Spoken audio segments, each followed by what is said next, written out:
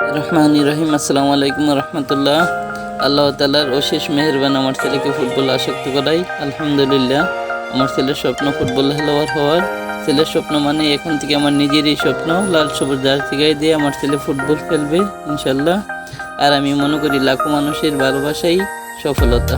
আপনারা আমার ছেলেকে সাপোর্ট করতেছেন, সবাইকে আন্তরিক অভিনন্দন। আমি মনে করি সব সময় আমার ছেলেকে সাপোর্ট করবেন, সবাই দোয়া করবেন আল্লাহ তাআলা যেন আমার ছেলের মনের আশা পূর্ণ করে নেই। আমিন।